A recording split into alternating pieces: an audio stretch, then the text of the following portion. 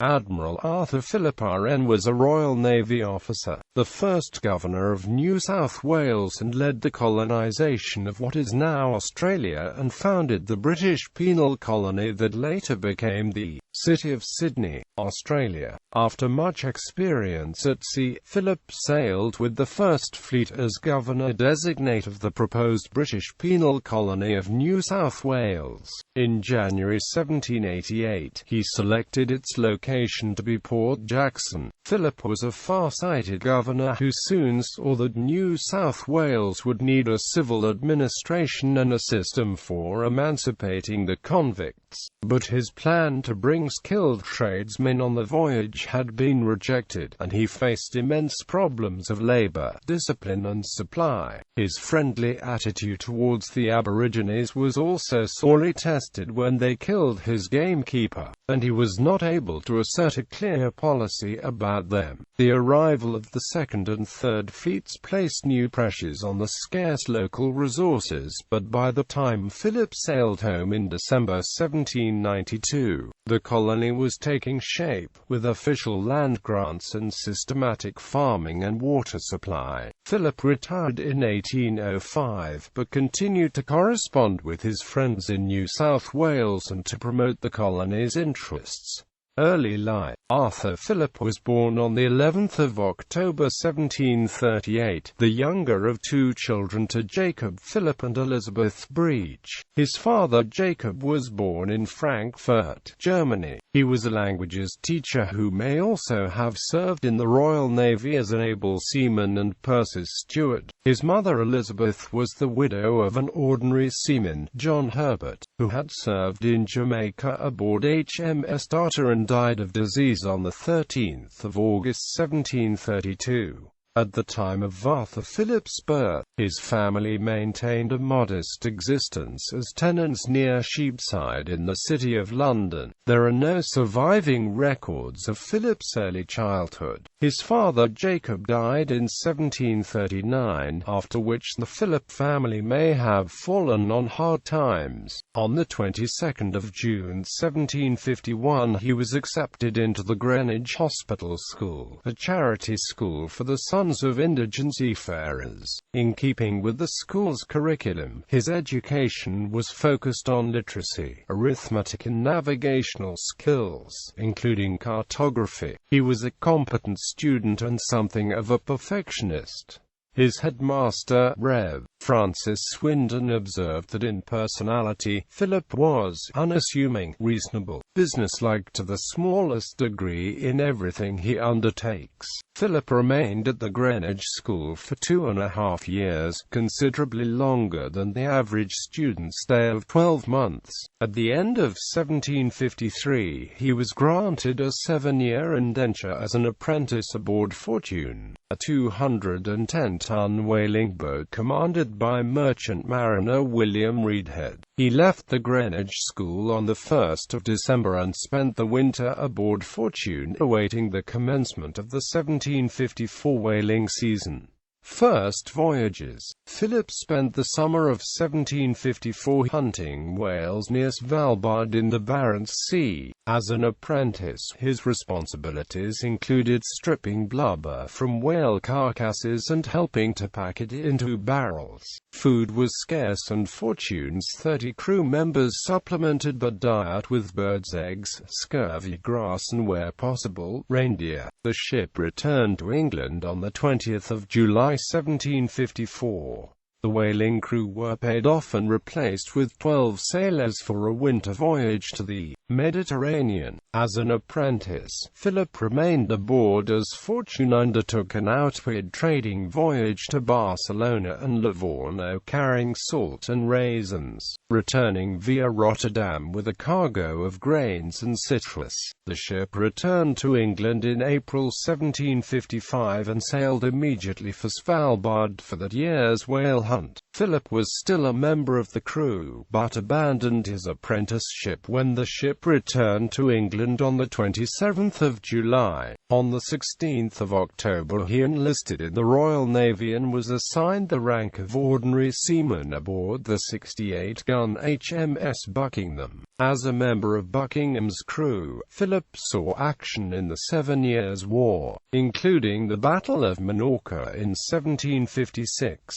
By 1762, he had transferred to HMS Stirling Castle, and was promoted to lieutenant in recognition of active service in the Battle of Havana. The war ended in 1763 and Phillip returned to England on half-pay. In July 1763, he married Margaret Denison, a widow 16 years his senior, and moved to Glasshays in Lyndhurst, Hampshire, establishing a farm there. The marriage was unhappy, and the couple separated in 1769 when Phillip returned to the Navy. The following year he was posted as second lieutenant aboard HMS Egmont, a newly built 74-gun ship of the line. In 1774 Phillip joined the Portuguese Navy as a captain, serving in the war against Spain. While with the Portuguese Navy, Phillip commanded the frigate, the Nossa Senhora de Pilar. On this ship he took a detachment of troops from Rio de Janeiro to Colonia de Sacramento on the Rio de la Plata to relieve the garrison there. This voyage also conveyed a consignment of convicts assigned to carry out work at Colonia. During a storm encountered in the course of the voyage, the convicts assisted in working the ship, and, on arrival at Colonia, Phillip recommended that they be rewarded for saving the ship by remission of the sentences. A garbled version of this eventually found its way into the English press when Phillip was appointed in 1786 to lead the expedition to Sydney. Phillip played a leading part in the capture of the Spanish ship San Agustin on the 19th of April 1777 off Santa Catarina. The San Agustin was commissioned into the Portuguese Navy as the Santo Agostinho, and command of her was given to Phillip. The action was reported in the English press. Madrid, August 28.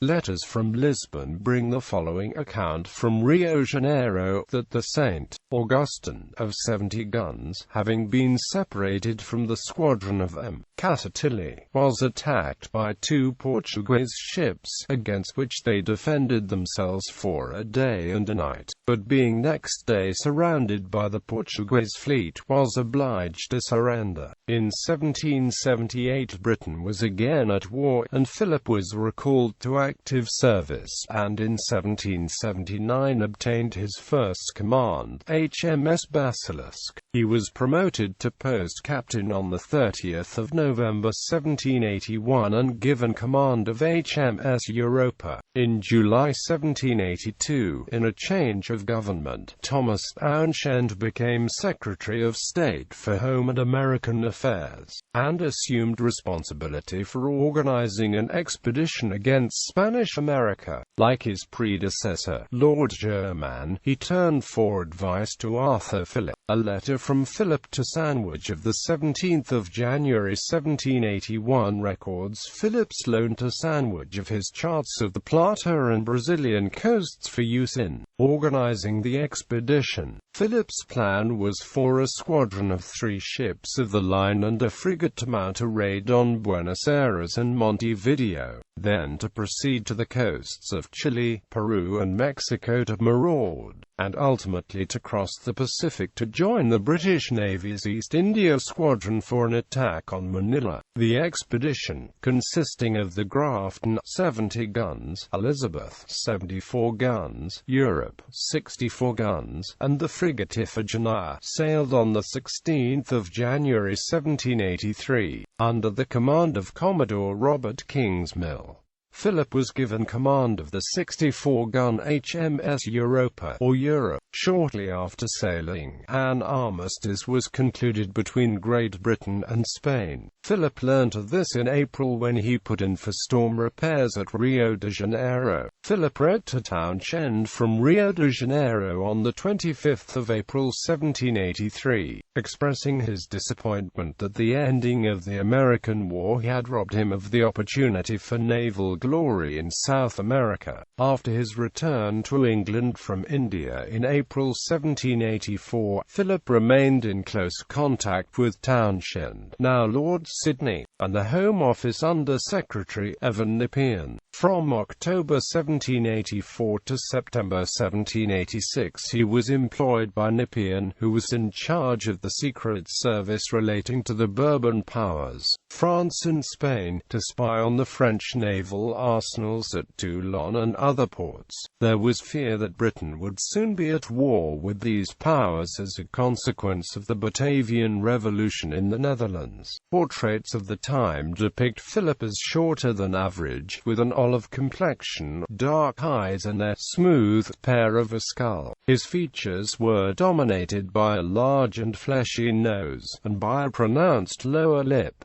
Colonial service. At this time, Lord Sandwich, together with the President of the Royal Society, Sir Joseph Banks, was advocating establishment of a British colony in New South Wales, a colony that would be of great assistance to the British Navy in facilitating attacks on the Spanish possessions in Chile and Peru. As Banks's collaborators, James Matra, Captains Sir George Young and Sir John Call pointed out in written proposals on the subject, the British government took the decision to settle what is now Australia and found the Botany Bay colony in mid-1786. Lord Sydney, as Secretary of State for the Home Office, was the minister in charge, and in September 1786 he appointed Philip Commodore of the fleet which was to transport the convicts and soldiers who were to be the new settlers to Botany Bay. Upon arrival there, Philip was to assume the powers of Captain General and Governor-in-Chief of the new colony. A subsidiary colony was to be founded on Norfolk Island, as recommended by Sir John Call, to take advantage for naval purposes of that island's native flax and timber. In October 1786, Philip was appointed captain of HMS Sirius and named Governor-designate of New South Wales, the proposed British colony on the east coast of Australia, by Lord Sydney, the Home Secretary. Philip had a very difficult time assembling the fleet which was to make the 18-month sea voyage to Australia. Everything a new colony might need had to be taken, since Philip had no real idea of what he might find when he got there. There were few funds available for equipping the expedition. His suggestion that people with experience in farming, building and crafts be included was rejected. Most of the 772 convicts were petty thieves from the London slums. Philip was accompanied by a contingent of Marines and a handful of other officers who were to administer the colony. The 11 ships of the First Fleet set sail on the 13th of May 1787. The leading ship, HMS Supply, reached Botany Bay, setting up camp on the Colonel Peninsula. On the 18th of January 1788, Philip soon decided that this site, chosen on the recommendation of Sir Joseph Banks, who had accompanied James Cook in 1770, was not suitable, since it had poor soil, no secure anchorage and no reliable water source. After some exploration, Philip decided to go on to Port Jackson, and on the 26th of January the Marines and convicts landed at Sydney Cove, which Philip named after Lord Sydney, Governor of New South Wales. Shortly after landing and establishing the settlement at Port Jackson, on the 15th of February 1788, Philip sent Lieutenant Philip Gidley King with 8 free men and a number of convicts to establish the second British colony in the Pacific at Norfolk Island. This was partly in response to a perceived threat of losing Norfolk Island to the French and partly to establish an alternative food source for the new colony. The early days of the settlement were chaotic and difficult. With limited supplies, the cultivation of food was imperative, but the soils around Sydney were poor, the climate was unfamiliar, and moreover very few of the convicts had any knowledge of agriculture. The colony was on the verge of outright starvation for an extended period. The Marines, poorly disciplined themselves in many cases, were not interested in convict discipline. Almost at once, therefore, Phillip had to appoint overseers from among the ranks of the convicts to get the others working. This was the beginning of the process of convict emancipation, which was to culminate in the reforms of Lachlan Macquarie after 1811.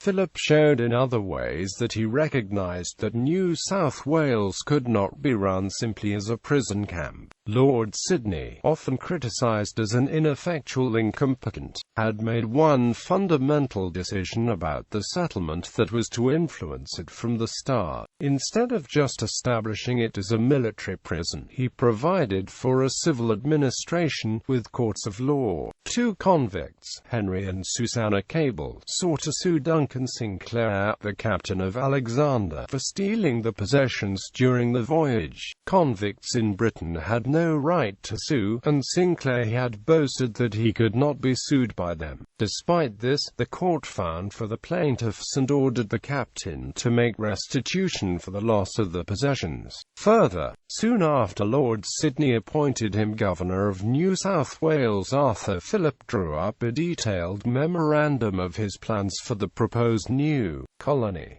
In one paragraph he wrote, "The laws of this country will of course be introduced in South Wales, and there is one that I would wish to take place from the moment His Majesty's forces take possession of the country, that there can be no slavery in a free land, and consequently no slaves." Nevertheless, Phillip believed in discipline. Floggings and hangings were commonplace, although Phillip commuted many death sentences. Phillip also had to adopt a policy towards the Eora Aboriginal people who lived around the waters of Sydney Harbour. Phillip ordered that they must be well treated, and that anyone killing Aboriginal people would be hanged. Phillip befriended an Eora man called Bennelong, and later took him to England. On the beach at Manly, a misunderstanding arose and Phillip was speared in the shoulder, but he ordered his men not to retaliate. Phillip went some way towards winning the trust of the Eora, although they remained wary of the settlers. Soon, a virulent disease, smallpox, that was believed to be on account of the white settlers, and other European-introduced epidemics,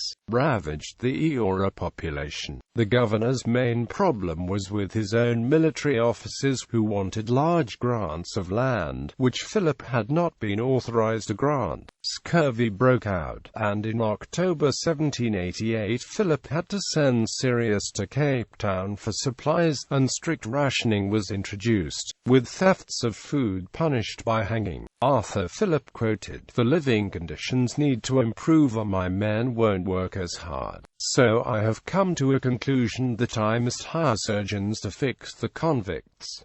Stabilizing the colony, Phillip insisted that no retaliation be taken to avenge his own non-fatal spearing. Convict John McIntyre had been fatally speared during a hunting expedition by unknown Aborigines, apparently without provocation. McIntyre swore on his deathbed that he had done them no harm, but Marine officer Watkin Tench was suspicious of the claim. Tench was sent on a punitive expedition, but finding no Aborigines other than Bennelong, took no action. Phillip, growing frustrated with the burdens of upholding a colony and his health suffering, resigned soon after this episode. By 1790 the situation had stabilized.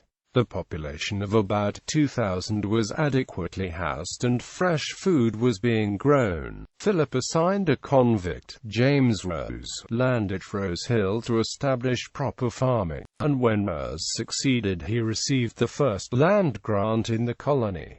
Other convicts followed his example. Sirius was wrecked in March 1790 at the satellite settlement of Norfolk Island, depriving Philip of vital supplies. In June 1790 the Second Fleet arrived with hundreds more convicts, most of them too sick to work. By December 1790 Philip was ready to return to England, but the colony had largely been forgotten in London and no instructions reached him, so he carried on. In 1791 he was advised that the government would send out 2 convoys of convicts annually, plus adequate supplies. But July, when the vessels of the Third Fleet began to arrive, with 2,000 more convicts, food again ran short, and he had to send the ship Atlantic to Calcutta for supplies. By 1792 the colony was well established, though Sydney remained an unplanned huddle of wooden huts and tents.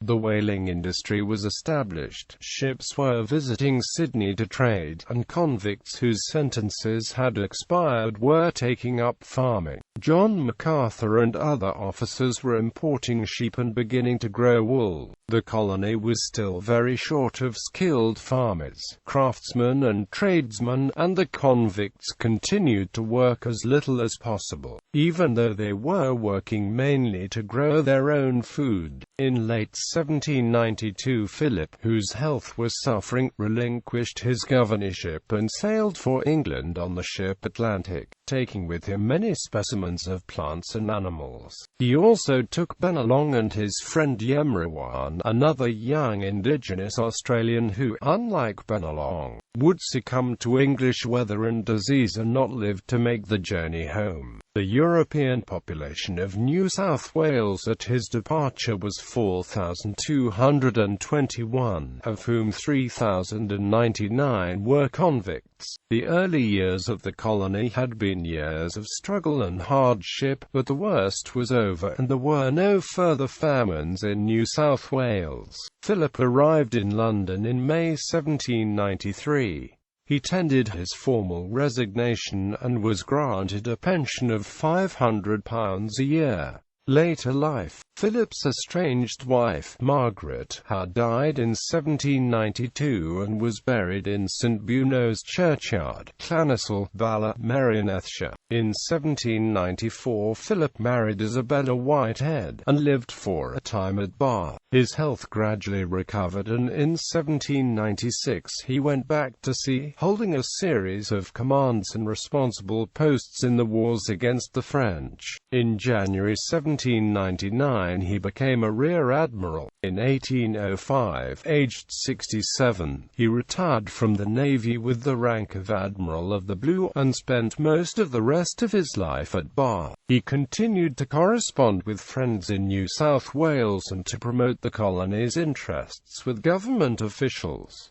He died in Bath in 1814. Philip was buried in St Nicholas's Church, Bathampton. Forgotten for many years, the grave was discovered in 1897 and the Premier of New South Wales, Sir Henry Parkes, had it restored. An annual service of remembrance is held here around Philip's birth date by the Britain-Australia Society to commemorate his life. In 2007, Geoffrey Robertson QC alleged that Philip's remains are no longer in St Nicholas Church, Bathampton and have been lost.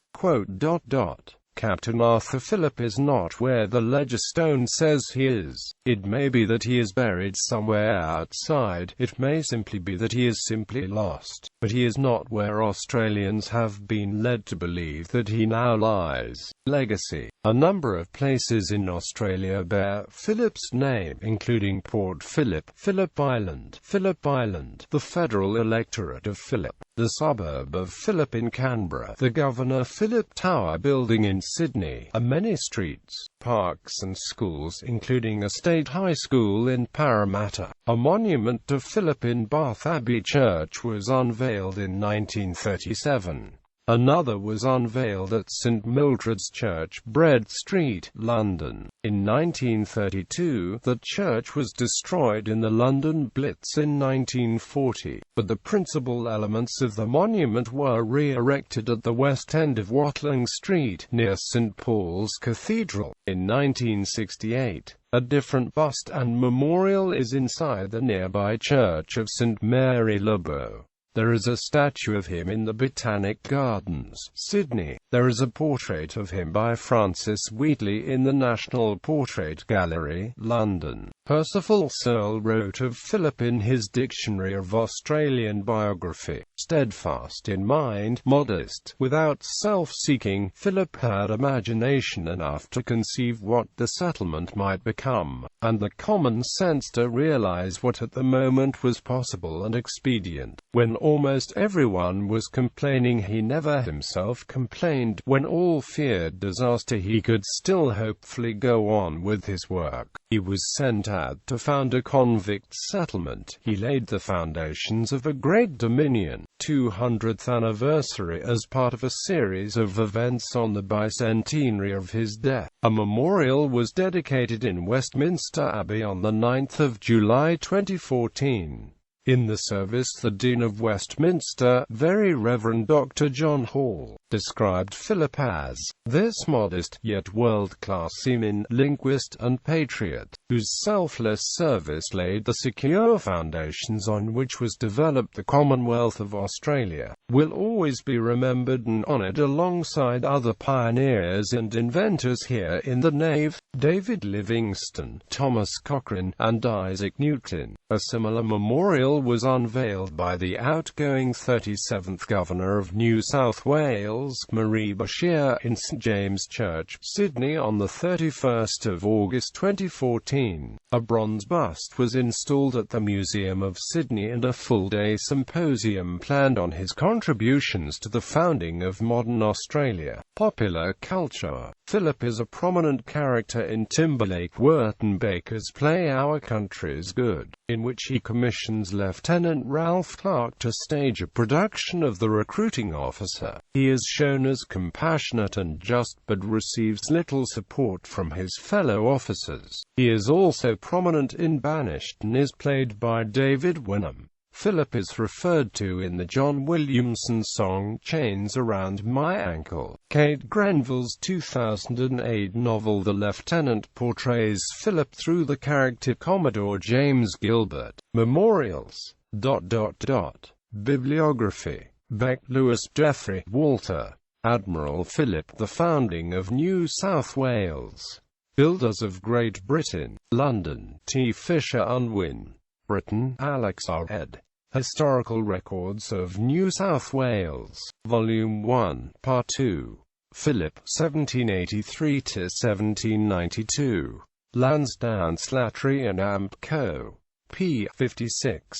OCLC 219,911,274. Frost, Alan. Convicts and Empire. A Naval Question. 1776–1811. Oxford University Press.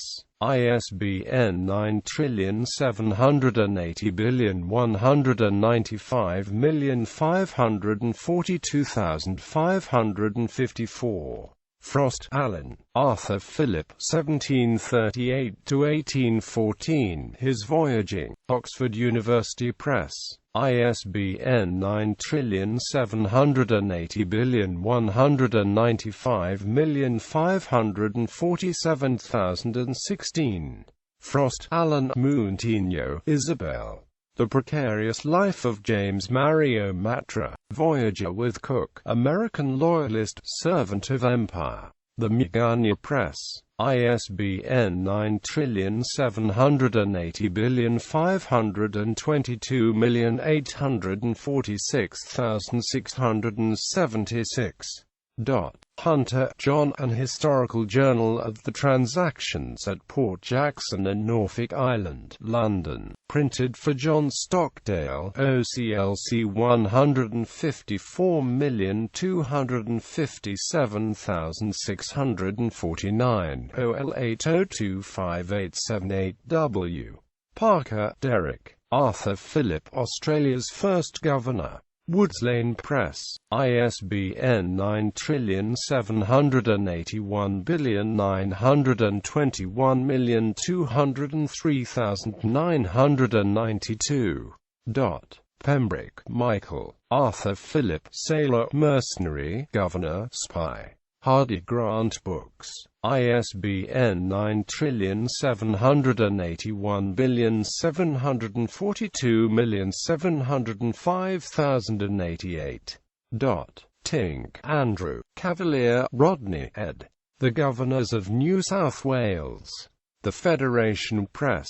ISBN 9781862877436.